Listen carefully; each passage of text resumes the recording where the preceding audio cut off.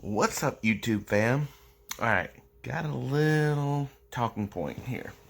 I just got done watching a little video on YouTube. Someone had asked Steven Seagal about Bruce Lee, and being that he supposedly knew him back in the day and all that kind of stuff, how he would do in the UFC now, if he was in the UFC now. Steven Seagal said, and, I don't, kind of hem-hauled around about it. Well, those of you who know me know I spent at least a decade in the dojo and training in martial arts. And to be specific, it was almost a decade. But,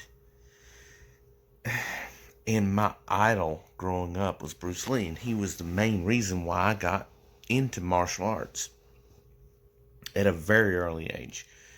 Now, having said that, I can tell you right now, I'm really confident to say that Bruce Lee would not, if you took Bruce Lee from 1969 to 1973 and transported him to 2020, 21, he would not do well in the UFC, in the octagon, any mixed martial arts media.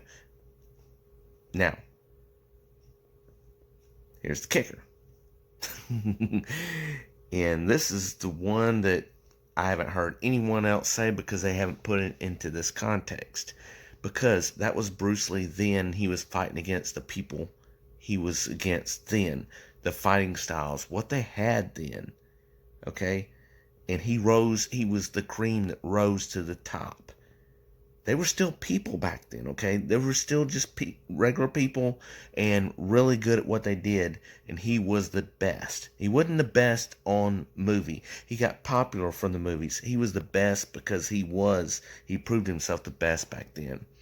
Now, having said that, if Bruce Lee was alive today in his prime, I really feel confident he would have did really good, if not a champion in the UFC and octagon mixed martial arts, like Georges St. Pierre.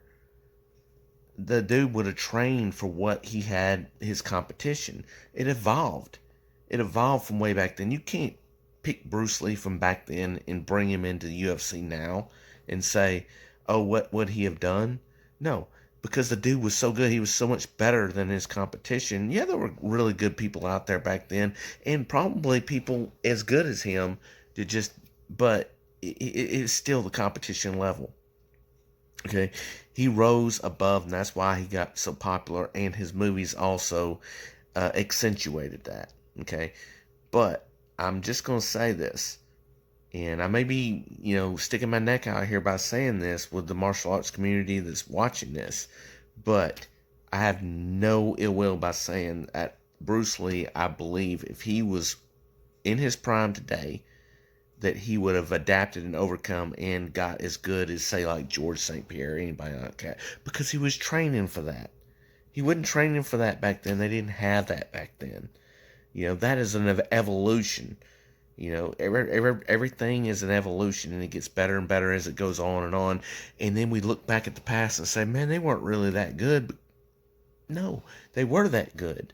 They're still people. That's going back to what I was just saying. They were still people, just like you and I are today. And the best today. That's why you can't just put everybody against everybody, because it's always somebody better than somebody else. You say, oh man, that dude's the best in the world, and all of a sudden he gets beat by somebody. It's like a football team. It's like they say, any given Sunday. All of a sudden they're the best, but yet they got beat by somebody that beat them the week prior.